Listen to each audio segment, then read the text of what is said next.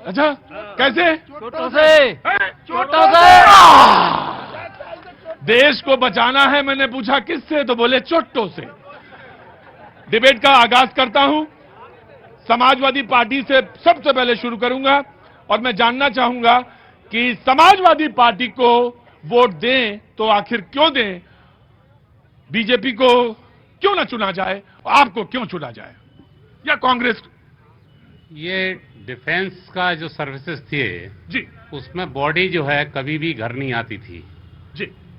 जब नेताजी रक्षा मंत्री बने उसके बाद ही डिफेंस पर्सनल्स की बॉडी को घर पे आना शुरू हुआ, परंतु जो अग्निवीर सेना कोई नई बनी है उसमें नौकरी का समय कम है, परंतु उनकी बॉडी घर नहीं आएगी।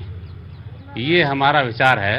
इस तरीके कहने का बकाया इस टूंडला ये हमारा ही अपना शहर है या हम पार्टी की अग्निवीर की जो सेना तो एक तो नहीं बनी, उसमें जो रिक्रूटमेंट प्रोसेस है अग्निवीर सेना तो वही है, और दूसरा ये कि उसमें डेड बॉडी कहां जाएगी? फिर वो डेड बॉडी घर नहीं आएगी, उसकी कहां जाएगी? वो जहां भी जाएगी। नहीं नहीं, तो भैया जवाब होगा उसका। नहीं, उससे पूर्व में डेड बॉडी कहां जाती थी? वहीं जहां पर उसके ग्राउंड पे जहां मर्डर उसका जो एक्सीडेंट हुआ होता था वो वहीं की वहीं उसका आखिरी संस्कार किया जाता था। नहीं, देखिए एक्सीडेंट नहीं होता था, ये जो वीर गति प्राप्त होती थी।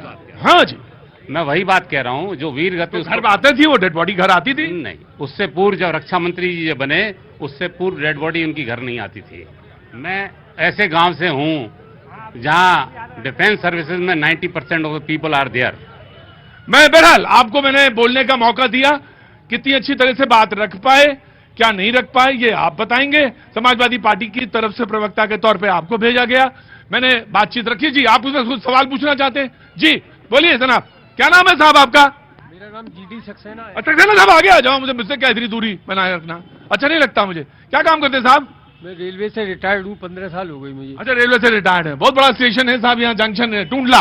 जी, मैं ये कह रहा हूँ, आप अभी ये पूछ रहे थे कि भारतीय जनता पार्टी को वोट दिया जाए या समाजवादी को या कांग्रेस को। हाँ, मैं इसलिए कह रहा हूँ कि दो ही आदमी है देश में जिनकी जैकेट में पॉकेट नहीं है, वो है योगी और मोदी।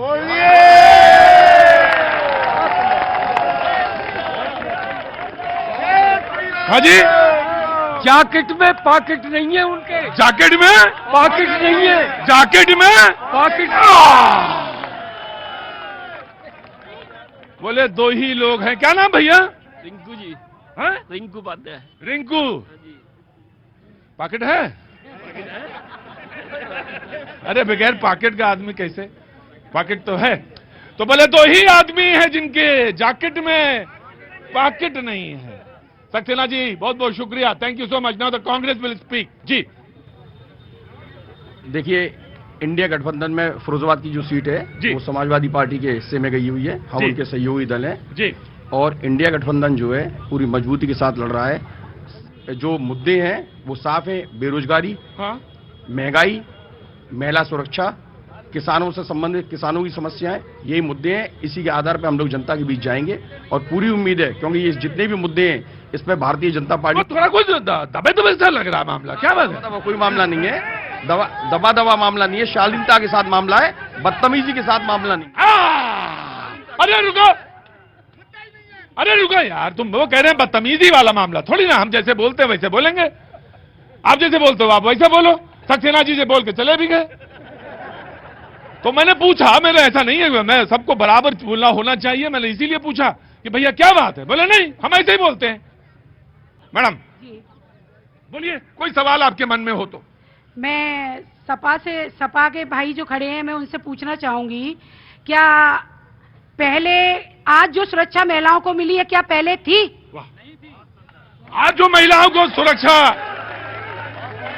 हाँ जी, हाँ जी।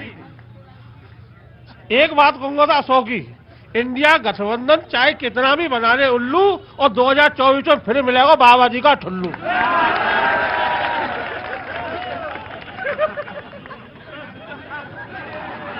हम वो ठुल्लू नहीं चेक कर रहे थे, घुटने देख रहे थे। सही है ना, बिल्कुल सही है, बहुत अच्छे है। सारी वहीं रखे हो, सब कुछ वहीं।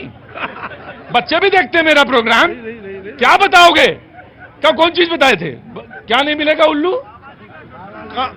गठबंधन, इंडिया गठबंधन कितना भी बना ले उल्लू, हाँ। 2024 में तीसरी बार मिलेगा बाबा जी का ठुल्लू। मैडम ने जो सवाल पूछा उस पर नहीं ध्यान था कि जो सुरक्षा इस वक्त है वैसी सुरक्षा पहले नहीं थी, पहले नहीं थी। हाँ? बिल्कुल थी। हाँ। जब अखिलेश जी की सरकार बनी तो हेल्पलाइन यानी वुमेन हेल्पलाइन यानी अखिलेश यादव जी ने ही चलाई थी जी। 1009। हाँ। तो क्यों नहीं थी? पहले थी, पहले उन्होंने ही सुरक्षा दी है, बल्कि यार आम आदमी को भी सुरक्षा उन्होंने ही दी है। आज यानी जो 100 चला करके जो प्रत्येक व्यक्ति तक यानी पहुंचाने का काम किया वो आम आदमी की बात नहीं कर। बीजेपी आप सुने, अब बीजेपी को रिस्पॉन्ड करना है। देन जैन साहब मैं आपसे बात आऊं जी, बताइए कितने सवाल हो गए, अब आपको बोलना है, 40 सेकंड आपके हैं। आदरणीय मोदी जी के नेतृत्व में, उत्तर प्रदेश में योगी जी के नेतृत्व में, भारत मोदी जी के नेतृत्व में सबका साथ, सबका विकास, सबका विश्वास और सबका प्रयास, इस आधार पर दुनिया में 5वीं बड़ी ताकत बना है।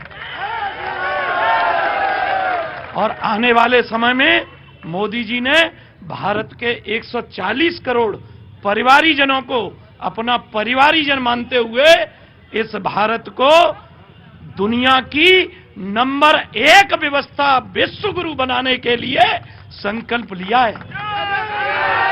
और मोदी जी ने भारत की संस्कृति, भारत की विरासत को संरक्षित करते हुए भारत के विकास को करने का टारगेट लिया है। और उस टारगेट को मोदी जी एक एक करके इन 140 करोड़ परिवार के लोगों के साथ आगे बढ़ा रहे हैं जी। 140 करोड़ परिवार, टोटल जनसंख्या 140 करोड़ और परिवार में सिंगल लोग हैं क्या? सबसे पहले ये बताइए सर, दीदी ने पूछा कि महिला सुरक्षा से संबंधित, जब महिला पहलवान वहां घसीटी जा रही थी तो कितनी सुरक्षा उनकी हो रही थी। कानपुर में लड़कियां फांसी पे लटका दी गई और आनंद फानन में उनका दाह संस्कार कर दिया गया। हाथरस में आपने स्थिति देखी क्या हुआ, कठुआ में देखी आपने क्या हुआ, आपने औरैया में देखी क्या हुआ।